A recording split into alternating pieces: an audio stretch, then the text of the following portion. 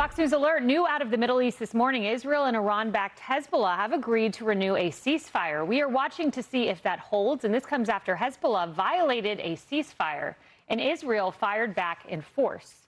This had been a major sticking point of the Iran deal signed earlier this week, and we have our eye on it. Hello, everyone. It's Friday. This is Outnumbered. I'm Kayleigh McEnany here with my co-host, Emily Compagno. Also joining us, Laura Trump, host of My View with Laura Trump. Carly Shimkus, co-host of Fox and Friends First, and Joey Jones, co-host of The Big Weekend Show and U.S. Marine Corps EOD Tech. Well, the ceasefire appears to be holding for the moment, but a senior Israeli official tells Fox News we remain in the security zone, and if we are attacked, we will respond. We will thwart threats. The Wall Street Journal editorial board says Iran is already planning to use funds freed up by the deal to rearm their proxies, writing, quote, Reuters reports that Iran has already promised Hezbollah more funding once its cash flow increases. And that's true to form for the Iranian regime. President Trump, though, is declaring victory. What have you learned about not just the exercise of power, but the limits on your power as a result of the conflict? There are no limits. I haven't learned that lesson yet. I know there are, but, there are no limits. We defeated them totally militarily. And it certainly brought Iran to the table more than before. However, beginning a conflict, you had talked about you only wanted unconditional surrender. And the MOU doesn't look like unconditional surrender. Well, it really probably is unconditional surrender. It is? I think so. You know, Laura, one key attribute that President Trump has on his side is Iran is devastated. I saw this headline. The economy is battered. It will take years to recover from the war. They desperately need the funds they seek. So they're influenced to make a deal here. They're 100% influenced. And I think this was all strategic. And the president deserves a lot of credit for this. You know, he will inevitably be criticized no matter what happens, right, Kayleigh? This is the president who says, I could cure cancer, and they would still find a problem with it. And obviously, there have been a lot of people trying to Monday morning quarterback this MOU. What I will say is that peace is never easy. It is never clean. It is never perfect. If it was easy, other presidents would have done it. But I think this president deserves a lot of credit for what we're seeing happen. To your point, you know, Iran was essentially forced in a corner here. And the president played this in such a masterful way. I think it's been amazing to watch. The world is watching. And at the end of the day, the things that he said had to be in there for him to sign an agreement with Iran, he believes will be in there. That is no nuclear weapons for Iran. And that is the Strait of Hormuz being reopened. Outside of that, this is the beginning of 60 days of talks, and we will see what it brings. Yeah, Joey, and another thing that the president has on his side is he had the courage back June of last year, so 1 year ago, to bomb Fordo, to take action that his predecessors had not, to set the nuclear program back. Yeah, we're in between the, was it the 12-day war between Israel and Iran, and then Midnight Hammer. So we're this week a year ago. Here's what I'll tell you. This is what I know from fighting in Iraq and Afghanistan. I'm not saying the people in Iran or the regime in Iran is the exact same ideology, but it's pretty radical and it's pretty Islamic and it's pretty bad. They say, you have the watch, we have the time. And so whatever deal is made today, if it lasts 60 days or 60 years, as long as that ideology exists in the Middle East and as long as it has power in a place like Iran, it's going to be a threat. I don't think anything about this deal means we'll never have to fight Iran again. But if it does mean that Iran doesn't get close to a nuclear weapon again, that's a win, and that's the win. That's the only consistent win outlined by this administration the entire time.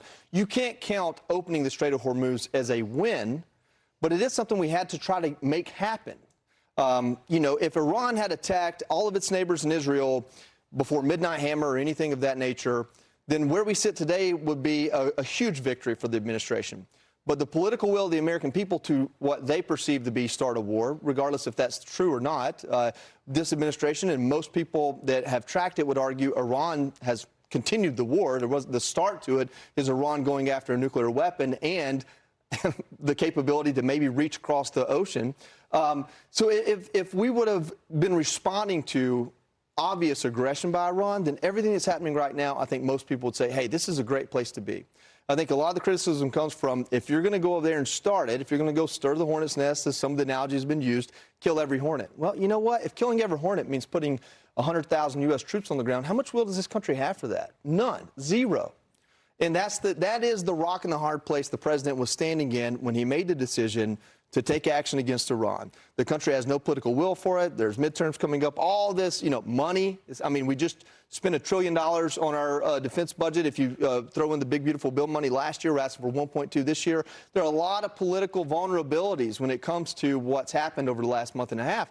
But if you get on the other side of it, I'm not even worried about midterms, but if you get on the other side of it and you truly have a weakened Iran that's not able to pursue a nuclear weapon, then I think you can claim victory. But we don't know that today. We might know it in 60 days. And honestly, I think the president's fully prepared for Iran not to stick to this deal. I think that's a huge reality to this, and that's why you have the messaging side of the administration, and then you have the tactics side and the strategic side of the administration. And those sometimes look a little bit different, but it's for a purpose. And a key difference here, when Obama was negotiating the JCPOA, he didn't have the entire U.S. military, or a big chunk of it, sitting in the Middle East. He didn't have the strikes in his background and the promise to resume them in the front end should they not sit down and negotiate. President Trump has said, we will resume hostilities should you not come to the table. And certainly, unlike what the former president said, there are significant differences between that deal and this one. Here's what I'm looking forward to, and here's what I'm keeping my eye on.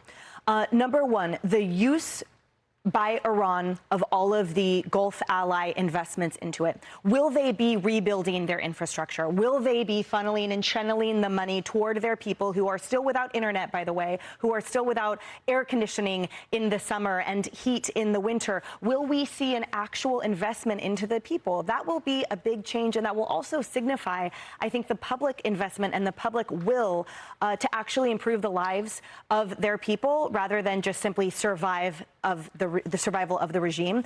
Number two, I'm looking forward to a cohesiveness between the outer lying countries and their militaries. Right now, the biggest tendrils I saw from the JCPOA were essentially us funding terrorist activities, and also by Iran, by the Islamic regime, a look the other way, disdain for Hezbollah, but a no problem funding it. So I want to see a convergence of those outer lying countries where the governments have control over the militaries. There isn't back channel communication between Hezbollah and the other terrorist proxies to the militaries where, they're notified before a skirmish so nothing ever happens. Like, it needs to end is my point. And I'm looking forward to that. That will happen. I'm also looking forward to the investment of those allies into Iran in terms of keeping them honest.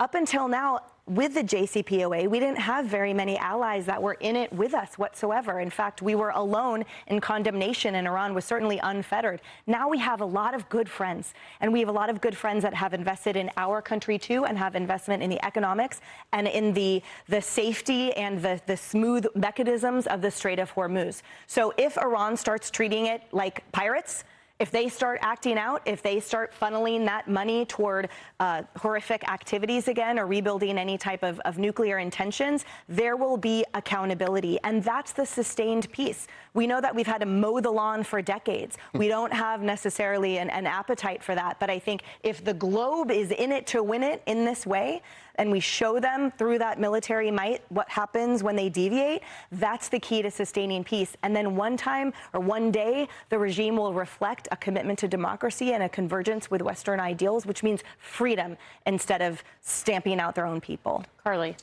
Yeah, I think the president has two different ways of dealing with adversaries. One is, I'm going to bomb the heck out of you, and the other is playing the role of Mr. Nice Guy. And we saw a little bit of the Mr. Nice Guy routine at the G7 summit, but now there are all these reports that Iran has already said that they're going to increase funding to Hezbollah once their infusion of cash comes in. And there is a line in the memorandum that says that the United States is going to unfreeze frozen Iranian funds. So that infusion could be happening very soon, which is not good.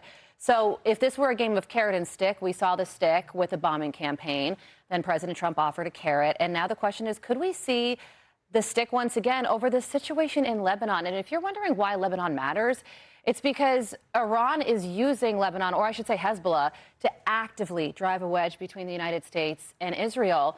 And right now our relationship with Israel is somewhat tense. I think that's short-term frustration, and cooler heads will prevail. We will always have Israel's back. When it comes to this situation overall and the deal overall, I hope that we use this 60 days to map out a scenario where we say, okay, if we do have to strike Iran again, how can we do it where they cannot shut down the Strait of Hormuz? Because that is their only leverage. And if we take that away, then what happens? Something really big. I don't think that the administration is getting enough credit for how crippled, as you started this segment, how crippled Iran has been. And if that is their only leverage and we take that away, and, you know, we're not just talking to the midterms, we're talking 2 more years after that. There's a lot that could happen here still. Yep, no doubt. Be sure to like and subscribe for all the Fox News latest on YouTube and catch full shows streaming now on Fox One.